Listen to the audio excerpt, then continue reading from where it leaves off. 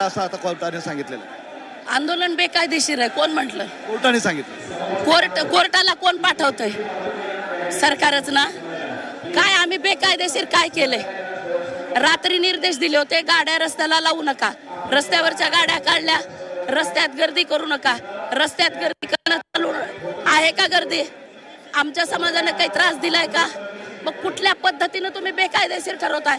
संविधानानं दिलेला अधिकार आहे, लोकशाही मार्गाने दिलेला आंदोलन करण्याचा, आंदोलनाचा अधिकार. आंदोलन. आणखी एक महिला करते. काय तुमच्या काय भावना आहे सगळ्या बाबत जे काय सांगण्यात आलं? कोण आहे आदेश देणारे आम्हाला आझाद मैदान खाली करा म्हणून म्हणणारे? जोपर्यंत आमचे पाटील म्हणत नाही तोपर्यंत आम्ही इथून हलणार नाहीये. त्यांचे हातपाय एवढे झालेले, पाणी पिलेलं नाही, अन्न खाल्लेलं नाही, त्यांनी 5 दिवसापासून पाणी सुद्धा पिलेलं नाहीये. आणि तुम्ही म्हणता मैदान खाली करा. तुम्हाला लाज वाटायला पाहिजे. तुम्ही खुशाल मैदान खाली करायला सांगता, तुम्ही येऊन इथं भेटायला पाहिजे. उलट त्यांना म्हणता मैदान खाली करा. अरे तुम्हाला माणसं आहे का काय? तुम्हाला कळायला पाहिजे. त्यांचे हातपाय एवढे झालेले.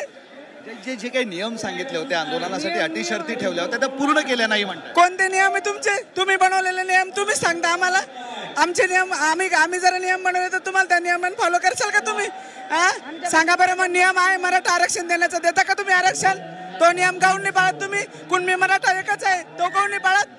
आमच्या दादाची पूर्ण चाळणी, ते दादाची चाळणी पूर्ण शरीर पूर्ण चाळणीसारखं झालेलं आहे समाजासाठी.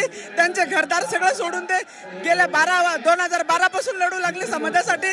इतका तपस्या कोणत्या याने केलेली माणसाने? ते आमच्या ठाणे वागण केलेले. तुम्ही काय म्हणता लाडका बहिणी? आमचे दादा, आमचे जरांगे पाटलाच्या लाडक्या बहिणी आम्ही.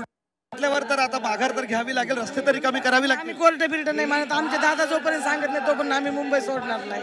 जोपर्यंत सांगणार नाही तोपर्यंत रिकामं करणार नाही. काय भूमिका आहे आता कोर्टाच्या सगळ्या याच्यावर? खरं तर माहितीये का, हे सरकारचे डाव आहेत. एक म्हणजे डावखेळे सुरू आहे त्यांचं आमच्यासोबत. खरं तर आमचं आंदोलन हे लोकशाही मार्गाने आहे. त्यांनी जे निर्देश दिले ते निर्देश मान्य केले समाजाने. आतापर्यंत कुठंच काही गोंधळ झालेला नाही. उलट माहितीये का, अत्यंत शांतते सुरू आहे. आणि त्यांनी आता कोर्टाचे आदेश, रस्त्यावर लोक आहेत, गाड्या आहेत, लोक आहेत रस्त्यावर, गाड्याही आहेत अजूनही. कोर्टाने काल सांगितलं होतं रिकामं करायला. काल कोर्टाच्या निर्देशानुसार सगळं झालेलं आहे. त्यांनीच काल सांगितलं होतं की शांततेत करायचं. त्यांनी जिथे गाड्या लावायला सांगितलं तिथे गाड्या लावल्यात. दादाच्या एका शब्दावर सगळे शांततेत आहे. ग्राउंड रिकामा करायची वेळ आली तर भूमिका काय मग?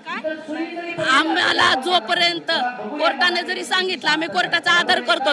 परंतु आता दादा जे सांगतील, दादांनी जर सांगितलं हे मैदान खाली करा तर 5 मिनिटात आम्ही ग्राउंड खाली करू. पण दादाने जर सांगितलं आपल्याला हे ग्राउंड खाली करायचं नाही, आम्ही खाली करणार नाही. आपण बघतोय की या सगळ्या महिलांचं म्हणणं आहे की आम्हाला जरांगे पाटील जोपर्यंत सांगत नाही तोपर्यंत आम्ही काहीही रिकामं करणार नाही आणि मागेही हटणार नाही.